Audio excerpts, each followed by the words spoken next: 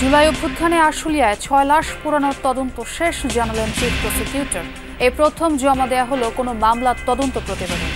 একটা রিপোর্ট আমাদের হাতে চলে এসেছে, বাকি ৩ থেকে ৪টা মামলার তদন্তর ফিনিশিং টাচ চলছে এবং এটা আশা করছি ঈদের পরপরই আমাদের হাতে এই রিপোর্টগুলো চলে আসবে। সংবিধানে ৭১-এর সাথে ২৪-এর অভ্যুত্থানকে এক কাতারে রাখার সুপারিশে বিএনপির না। দুদক, জনপ্রশাসন ও বিচার বিভাগের বেশিরভাগ প্রস্তাবনায় সম্মতি। প্রাদেশিক নয় স্থানীয় সরকার নির্বাচন পদ্ধতির পরিবর্তনে এনসিপির আপত্তি। সংবিধান নতুনভাবে লেখা অপ্রয়োজনীয়, মত সিপিবির। গাজায় বাড়ল ইসরায়েলি অভিযানের পরিধি। একদিনে অর্ধশতাধিক ফিলিস্তিনি নিহত। নেতানিয়াহুর ক্ষমতায় টিকে থাকার অস্ত্র নৃশংসতা।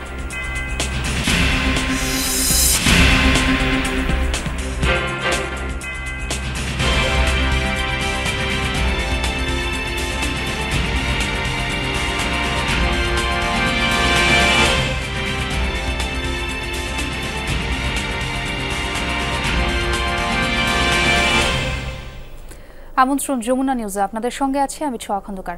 এতক্ষণ শিরোনাম দেখছিলেন।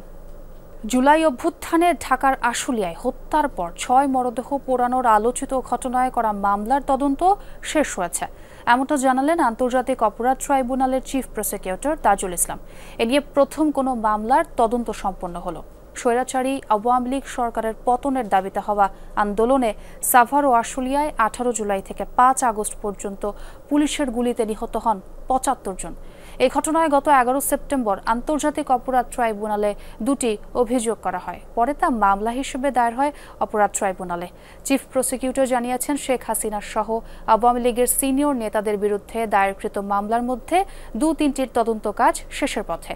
ঈদের পর সেগুলোর প্রতিবেদন জমা দেওয়ার আশা করা হচ্ছে। দল হিসেবে আওয়ামী লীগের বিচার ট্রাইব্যুনাল করতে পারে, তবে সেটা রাজনৈতিক সিদ্ধান্তের মাধ্যমেই আনার কথা বললেন চিফ প্রসিকিউটর। একটা রিপোর্ট আমাদের হাতে চলে এসেছে, বাকি ৩ থেকে ৪টা মামলার তদন্তর ফিনিশিং টাচ চলছে এবং এটা আশা করছি ঈদের পরপরই আমাদের হাতে এই রিপোর্টগুলো চলে আসবে। এই রিপোর্টগুলো আসার সাথে সাথেই আমরা পর্যালোচনা করে আনুষ্ঠানিক যে অভিযোগ অর্থাৎ ফর্মাল চার্জ আমরা দাখিল করে ফেলব এবং ফর্মাল চার্জ দাখিলের মধ্য দিয়ে কিন্তু আনুষ্ঠানিক বিচারের যাত্রাটা শুরু হবে। সংবিধানে ৭১-এর সাথে ২৪-এর অভ্যুত্থানকে এক কাতারে রাখার যে সুপারিশ করেছে ঐক্যমত্য কমিশন, তার বিরোধিতা করেছে বিএনপি। পাশাপাশি সংবিধানের মূলনীতি পরিবর্তনেও আপত্তি দলটির। জাতীয় ঐক্যমত্য কমিশনের কাছে সংস্কারের সুপারিশ নিয়ে বিএনপির মতামত হস্তান্তর করেন দলটির স্থায়ী কমিটির সদস্য সালাউদ্দিন আহমদ। তিনি জানান, সংবিধান সংস্কার প্রস্তাবে গণপ্রজাতন্ত্রী বাংলাদেশের বদলে নাগরিকতন্ত্র চায় না বিএনপি। গণপরিষদ ভোট আয়োজনের প্রস্তাবের সমালোচনা করে সালাউদ্দিন আহমদ প্রশ্ন তোলেন, রাষ্ট্র কি নতুন হয়েছে? বলেন, এদেশ গণতন্ত্রের চরিত্র হারিয়েছে, তাই সংবিধান সংশোধন দরকার। গণপরিষদ ভোট নয়, বরং জাতীয় নির্বাচন প্রয়োজন।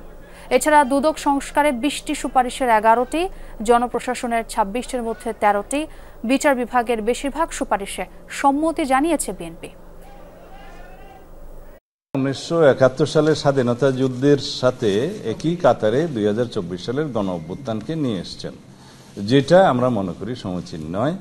আগের প্রিয়াম্বলেই থাকা উচিত। ২০২৪ সালের গণ অভ্যুত্থানের অংশটি আমরা সংবিধানের অন্য জায়গায় কিভাবে তফসিলে, চতুর্থ তফসিলে অ্যাকোমোডেট করা যায় সেটা পরে আলোচনা করা যায়। আমাদের একটা সংবিধান আছে, সেই সংবিধানের হয়তো গণতান্ত্রিক চরিত্রটা বিনষ্ট হয়েছে, যার সাথে আমরা একমত নই, যার জন্য রাষ্ট্রীয় কাঠামো এবং গণতান্ত্রিক কাঠামোগুলো আমাদের বিনির্মাণ করা দরকার নতুনভাবে।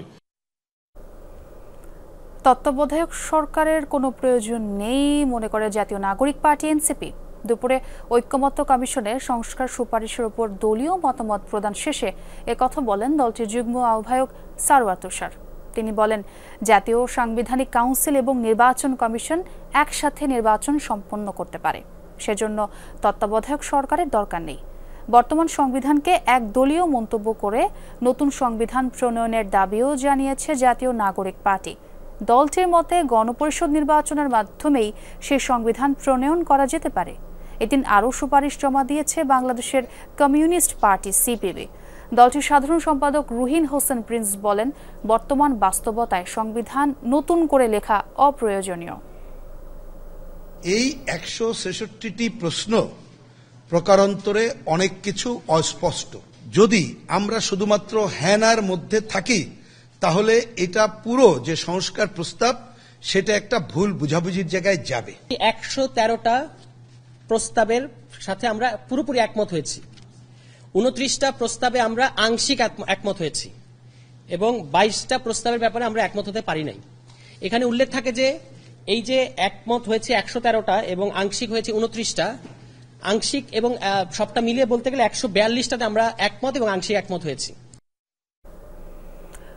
ঐক্যবদ্ধ কমিশনের 166 সুপারিশের মধ্যে 151টিতে একমত রাষ্ট্র সংস্কার আন্দোলন, তবে আপত্তি 5টিতে। বাকি 10টি সুপারিশ নিয়ে রয়েছে আংশিক সমর্থন। জাতীয় সংসদের এলডি হলে জাতীয় ঐক্যমত্য কমিশনের সাথে বৈঠক শেষে ব্রিফিং করেন রাষ্ট্র সংস্কার আন্দোলনের প্রধান সমন্বয়ক হাসনাত কাইয়ুম। জানান, বৈঠকে তারা সংবিধানে ধর্মনিরপেক্ষতা ভিন্ন নামে রাখার সুপারিশ করেছেন। এছাড়া সংবিধান সংস্কারের বিষয়ে গণভোট করার প্রস্তাব দেওয়া হয়েছে। জাতীয় নির্বাচনের আগেই সংস্কার বাস্তবায়নের দাবি জানিয়ে তিনি বলেন, এই দায়িত্ব যেন নির্বাচিত সরকারের হাতে না যায়। প্রাদেশিক ব্যবস্থার পরিবর্তে পুরাতন 19টি জেলাকে জেলা সরকার করারও সুপারিশ করে দলটি।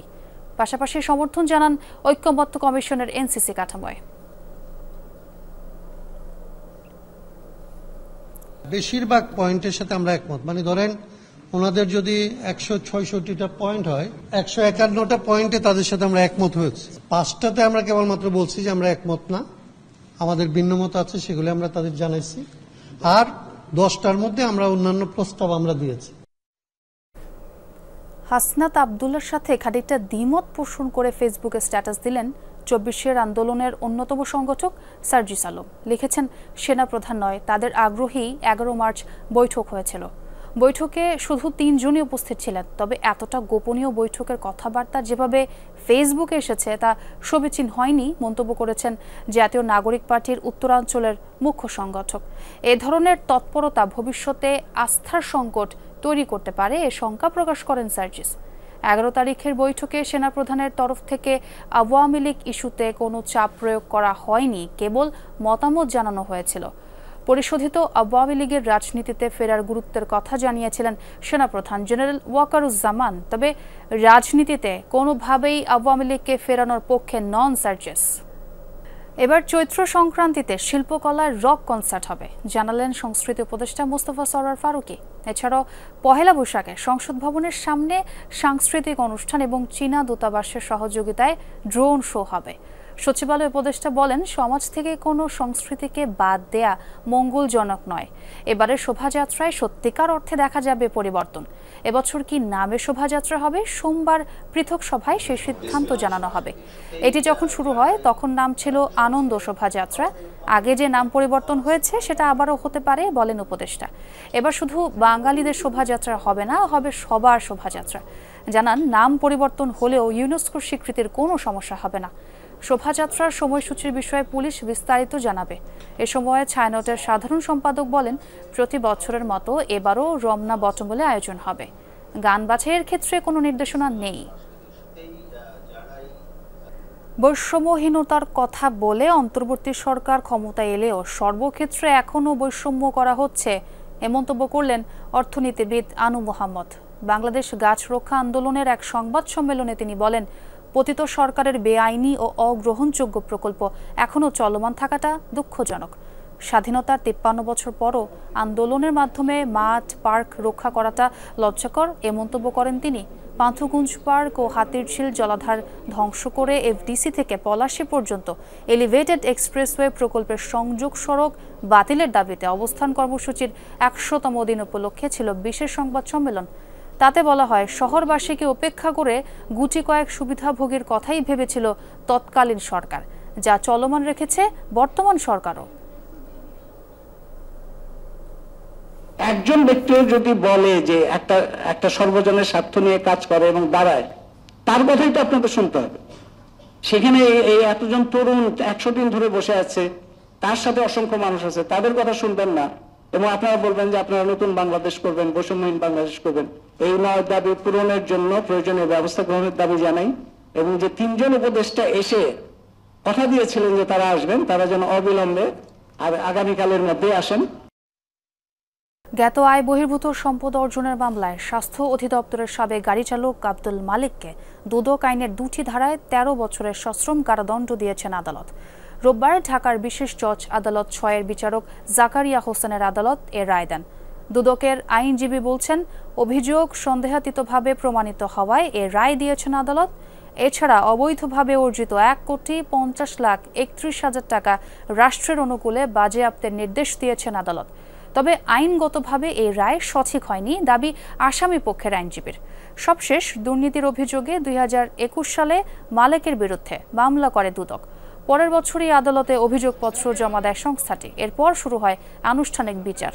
আগামী 16 এপ্রিল মালেক ও তার স্ত্রীর বিরুদ্ধে দুর্নীতির অপর একটি মামলার রায় ঘোষণা করবেন একই আদালত।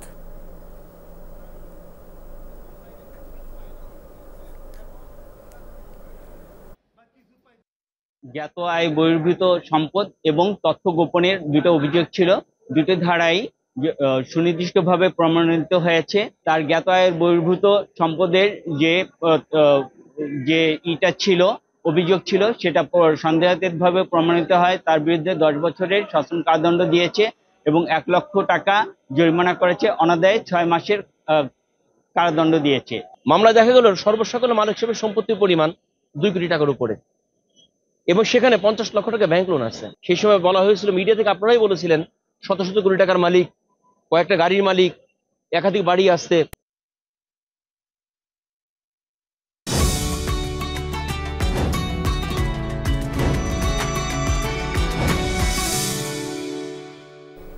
এবার ইফতার বাজারের খবর জানবো। রাজধানীর বনানী এলাকা থেকে যুক্ত হচ্ছেন সহকর্মী ফয়সাল মাহমুদ। ফয়সাল, সেখানকার ইফতারের বেচাকেনা কেমন দেখছেন? ক্রেতারা কি বলছেন?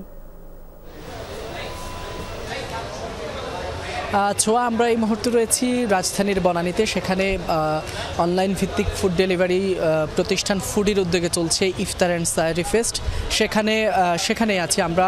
আপনারা দেখতে পাচ্ছেন এখানে প্রায় 25 থেকে 30টি স্টল রয়েছে, যারা রাজধানীর বিভিন্ন সুনামধন্য যে সকল প্রতিষ্ঠানগুলো রয়েছে, রেস্টুরেন্ট, সেই সকল রেস্টুরেন্টগুলোই তারা কিন্তু এই ফুডির যে ইফতার অ্যান্ড সায়ারি ফেস্ট রয়েছে সেখানে অংশ নিয়েছেন। আপনারা দেখতে পাচ্ছেন তারা প্রত্যেকটি প্রতিষ্ঠানই কিন্তু তাদের যে সকল আইটেমগুলো রয়েছে, পছন্দনীয় আইটেম, তারা কিন্তু সেগুলো সেখানে উপস্থাপন করছেন। এবং সেখানে আমরা দেখছি যে বিকাল হওয়ার সাথে সাথেই কিন্তু ক্রেতারাও আসছেন এবং তারা কিন্তু তাদের পছন্দের যে সকল ইফতারের আইটেম রয়েছে সেগুলো তারা কিন্তু এখান থেকে সংগ্রহ করছেন। আমরা দেখছি এখানে বিভিন্ন ধরনের প্রতিষ্ঠান রয়েছে ইফতারিতে, যেগুলো সাধারণত ক্রেতারা তাদের পছন্দ মতো নিয়ে থাকেন। আমরা একটু কথা বলতে চাই এখানে ক্যাপ্টেন্স ওয়ার্ল্ডের একজন বিক্রেতা রয়েছেন, তার কাছ থেকে। আপনাদের এখানে কি কি প্রোডাক্ট রয়েছে? আমাদের এখানে আমরা সীমিত কিছু প্রোডাক্ট নিয়ে আসছি। কাবাব নিয়ে আসছি, চিকেন টিক্কা, চিকেন সাসলিক, চিকেন তান্দুরি, আপনার এখানে আপনার কক টিক্কা, বিফ শিক, আপনার ব্রেন মাসালা, চিকেন ঝালকারি, এগুলোর সাথে আমাদের জিলাপি আছে, জুস আইটেমগুলো আছে। জি ছোঁয়া, যেমনটি শুনতে পাচ্ছেন যে আসলে এখানে প্রত্যেকটি প্রতিষ্ঠানই তারা তাদের যে সকল আইটেমগুলো রয়েছে, যেগুলো সবার পছন্দের বা তাদের সেরা যে সকল পণ্যগুলো রয়েছে, তারা কিন্তু সকল প্রতিষ্ঠানই তাদের পছন্দের সেই প্রোডাক্টগুলোই কিন্তু এই ইফতার আয়োজনে এনেছেন এবং বিক্রেতারাও সেটি কিন্তু খুব স্বাচ্ছন্দ্যের সাথে কেনাকাটা করছে এখান থেকে। ধন্যবাদ ফয়সাল। দেখছিলাম ব্যাপক মুখরোচক খাবার দেখা যাচ্ছে। দর্শক, এনসিপির ব্রিফিং চলছে, আমরা সরাসরি যুক্ত হচ্ছি সেখানে। প্রথম হলো শ্রমিকাঞ্চলে যারা কাজ করবে, আমরা শোষিতদের পক্ষে, শোষিতদেরকে আমরা তাদের বঞ্চনা থেকে মুক্তি দেওয়ার পক্ষে। যদি কোনো শোষণকারী শোষণের জন্য আমাদের শ্রমিক অঞ্চলে কাজে অ্যাক্টিভ হতে চায়, আর তাদের সুযোগ নেই। এবং যারা এখানে শোষিত পিওর যারা শ্রমিক রয়েছে, তাদের যেই বঞ্চনা গত 53 বছরে বাংলাদেশে ঘটেছে, তাদের অধিকারের জন্যই আমরা কাজ করে যাব। তারা অধিকার হরণ করতে চায় এবং অতীতে করেছে। এমন সকল অধিকার হরণকারী বা ভবিষ্যতে করতে ইচ্ছুক, তাদের জায়গা জাতীয় নাগরিক পার্টির কোনো জায়গাতে তাদের অবস্থান হবে না।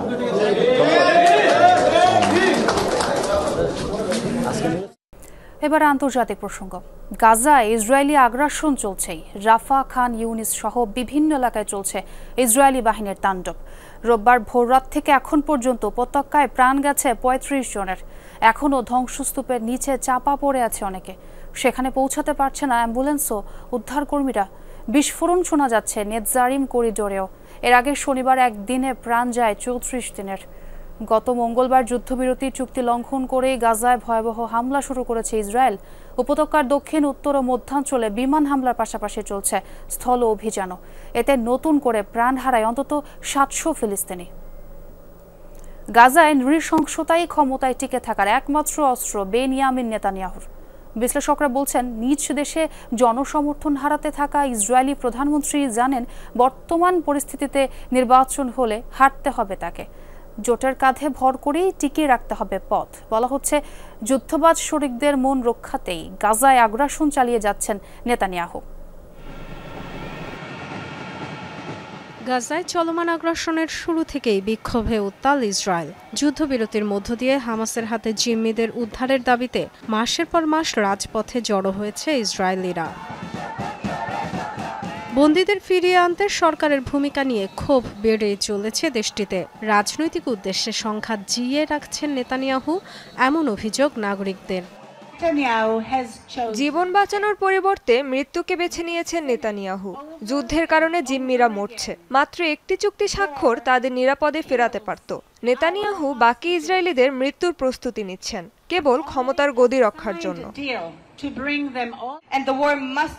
যুদ্ধবন্ধের মাধ্যমে সব জিম্মিকে একবারে ফেরাতে হবে, এছাড়া অন্য কোনো পথ নেই। দেশের বেশিরভাগ মানুষ এটা বুঝতে পারছে এবং চাইছে। নেতানিয়াহু নিজের স্বার্থে যুদ্ধে ফেরার পথ বেছে নিয়েছেন, দেশের স্বার্থে নয়। নেতানিয়াহু সরকারের বেশ কিছু প্রশাসনিক পদক্ষেপ ক্ষোভ বাড়িয়েছে আরও। বিশেষ করে নিরাপত্তা সংস্থার শিন বেত প্রধান রনেনবার্গকে সরিয়ে দেওয়ার চেষ্টা ঘি ঢেলেছে আগুনে। আদালতের রায়ে বার্গকে বরখাস্তের সিদ্ধান্ত স্থগিত হলেও কমেনি জনরোষ। ইসরায়েলের সবচেয়ে ভয়ঙ্কর শত্রু হামাস নয়, নেতানিয়াহু। কারণ আমাদের শক্তিশালী সেনাবাহিনী আছে যারা হামাসকে হারাতে পারে, আর নেতানিয়াহু 20 বছর ধরে দেশ কিংবা দেশের মানুষের তোয়াক্কা করছেন না। এমন পরিস্থিতিতে আবার অ্যাটর্নি জেনারেল বাহারাফ মিয়ারাকেও অপসারণের পরিকল্পনা করছে প্রশাসন। বিরোধীদের অভিযোগ, জনসমর্থন হারিয়ে ক্ষমতা টিকিয়ে রাখতে এসব বিতর্কিত পদক্ষেপ নিচ্ছেন নেতানিয়াহু। দেশে গৃহযুদ্ধের জন্য যা যা দরকার এই সরকার করছে, নেতানিয়াহু সেদিকেই ঠেলে দিচ্ছেন। তবে আমরা তা হতে দেব না, দেশকে ধ্বংস হতে দেব না, দেশের জন্য লড়ব। সাম্প্রতিক এক জরিপ বলছে, দেশের 63% মানুষ দেশের গণতান্ত্রিক পরিস্থিতি নিয়ে উদ্বিগ্ন। সরকারের তুলনায় সুপ্রিম কোর্ট, অ্যাটর্নি জেনারেল ও শিন বেতের ওপর ভরসা করেন 2/3 নাগরিক। জোটের ওপর ভর করে ক্ষমতায় আসা নেতানিয়াহু প্রশাসনের প্রায় সবাই কট্টর ডানপন্থী, যাদের কেউই গাজায় যুদ্ধ বন্ধ হোক চায় না।